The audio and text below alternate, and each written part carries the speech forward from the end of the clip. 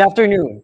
The Employers Confederation of the Philippines objects to a Senate bill pushing for a 100 peso across-the-board hike in the daily minimum pay of private sector employees. In a briefing, ECO President Sergio Ortiz Luis Jr. says economists are unlikely to support Senate Bill number 2534, which was passed on second reading on Wednesday. Ortiz Luis notes that without considering sales and profits, the 100 peso increase may result to the increase of prices of goods or reduced number of workers. He adds that the push for a 100 peso increase in the daily minimum wage would benefit only 10% of the country's labor force who are employed in stable, medium to large sized companies that could afford to pay higher salaries. The DepEd also adds that a higher minimum wage would also lead to higher inflation. Luis Ortiz further says the wage hike would likewise significantly impact the country's job creation initiative this year, noting that the proposed wage hike was already turning off investors from pushing through with their plans to establish or expand local operations. Meanwhile, the lower house is not keen on rushing a wage hike bill, noting that lawmakers also needed to consider its potential impact on small businesses. The Senate, however, is expected to approve the bill on its third and final reading next week.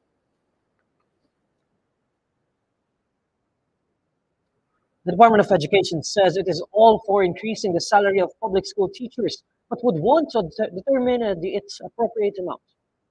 In a radio interview, DepEd Deputy Spokesperson Assistant Secretary Francis Bringa says they are awaiting a World Bank study that would show the proper pay raise for teachers, as such information is needed so that a salary hike may be applied without disrupting the agency's staffing pattern.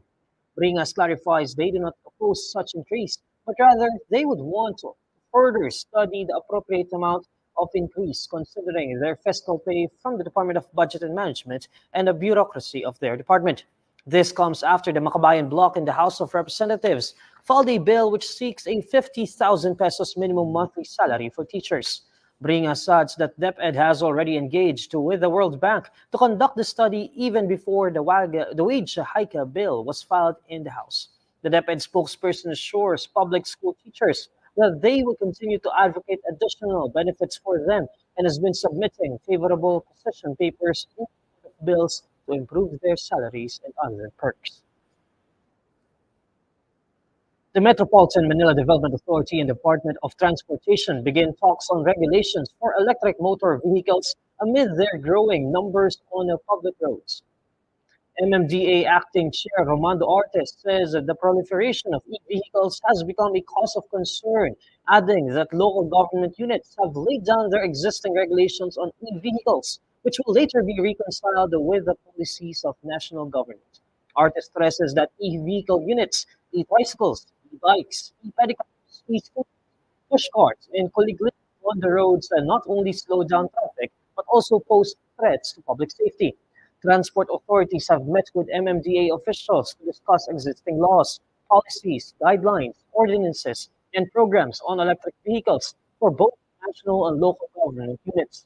Land Transportation Office Chief Vigor Mendoza II says the registration of e-vehicles and requiring the users to obtain driver's license were among the possible measures they were considering. Itong pag-aaralan natin yung registration ng masasakyan, licensing of the person, kung hindi naman sila national roads, kahit ng public roads, no, as long as lumabas sila sa komunidad, makaka-apekto sila sa daloy ng trapiko, road safety, no. Yun ang pag-aaralan namin ngayon if we will require them to now secure registration and licensing. Mendoza adds that they will study suggestions of the LGUs before proposing appropriate measures to regulate the use of e-vehicles in major thoroughfares. The Department of Health says that 9 people have died due to influenza-like illnesses since the beginning of 2024. DOH says a total of 16,155 cases were recorded from January 1 to February 3. However, DOH marked a downtrend in infection and predicted that influenza-like illnesses cases may plateau by March. According to the agency, the 16,155 cases of influenza-like illnesses in the first month of the year is 19% lower than the 19,935 cases reported in the same period in 2023. Health Undersecretary Eric Tayag earlier noted that the reported influenza-like illnesses are either influenza type A or type B or COVID-19. Here's the latest roundup of today's top stories. Employers Confederation of the Philippines objects to Senate bill pushing for a 100 peso across-the-board hike in the daily minimum pay of private sector employees. DepEd supports increasing the salary of public school teachers, but would want to determine its appropriate amount. And DOH says 9 people have died due to influenza-like illnesses since the beginning of 2024. These are the stories you need to know today. I'm Neil Mercado. Follow INQUIRER.net on Facebook, X, YouTube, TikTok, Instagram, and Reddit. For more stories, visit INQUIRER.net. Good afternoon.